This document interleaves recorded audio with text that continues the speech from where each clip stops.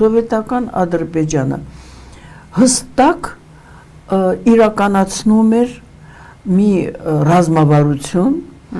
որը սովետական ժամանակ կրկնում եմ, հստակ երևում էր, որ նա մեր կողմից միշտ ասում ենք, ցեղեր, ազգ չեն եւ այլն, ինչպես են իրեն գնում ազգ կերտելու ճանապարհով։ Տեսեք, հո ազգերը չեն միանգամից բոլորը ծնվել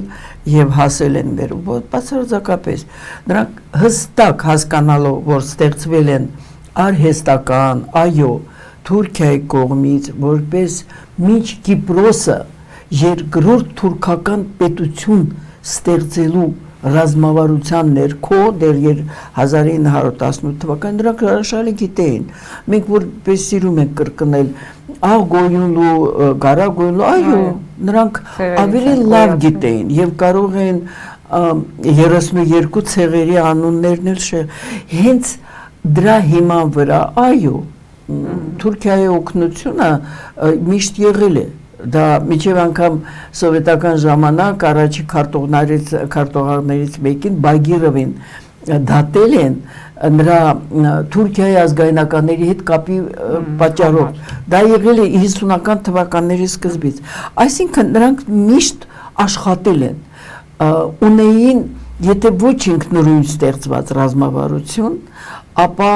բոլոր դեպքերում մի ռազմավարություն,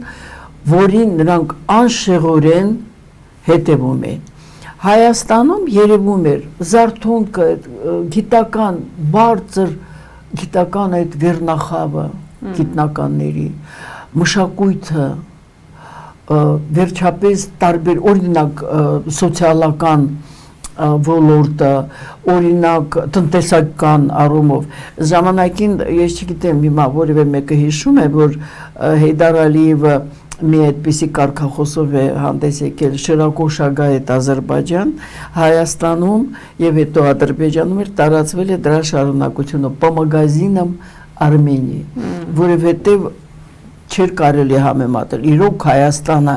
ավելի զարգացած էր այդ տնտեսական առումով, սոցիալական ոլորտների առումով, էլ չեմ ասում կրկնում եմ գիտություն, բայց ես լինելով արդեն ծանոթ այն ռազմավարության հետ, որը իրականացում էր սովետական Հայաստանը, այն ժամանակներից ես զարմացած եմ եղել։ Շատ առանձին դեպքեր, նույն Ջոն Կերակոսյանը, նույն ակադեմիայի տարբեր անդամներ, որոնք որ սկսել են ավելի լուսաբանել ցեղասպանությունը եւ այլն, դա եղել է իհարկե,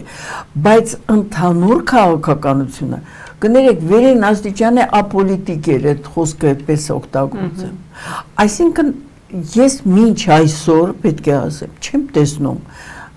իրար փոփոխված այսքան իշխանությունների մոտ, արդյոք կար այդ 100 տարվա զարգացման ռազմավարություն։ Օրինակ, ես օրինակ չեմ տեսել,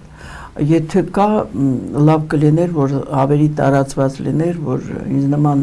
այդպես հետաքրքրացեր անձը դա իմանար։ Այնինչ Ադրբեջանում կրկնում եմ, դա թուրքական ռազմավարության ներքո հստակեցնենք, որ կարճաժամկետ ծրագիրը 100 տարի է, միջնաժամկետը 300 տարի, երկարաժամկետը 500 տարի, բոլոր պատմաբանները կհաստատեն, որ զարգացումը Թուրքիայի այդ ուղղությամբ իր անմարդկային վերաբերմունքով, իր քաղաքակրթությունից դուրս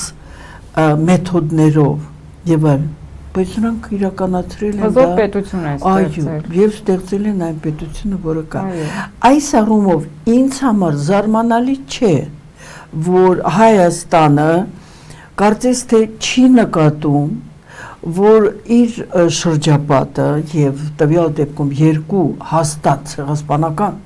քաղաքականություն որդեգրած եւ մինչ այսօր դրանից չհրաժարված երկու պետությունների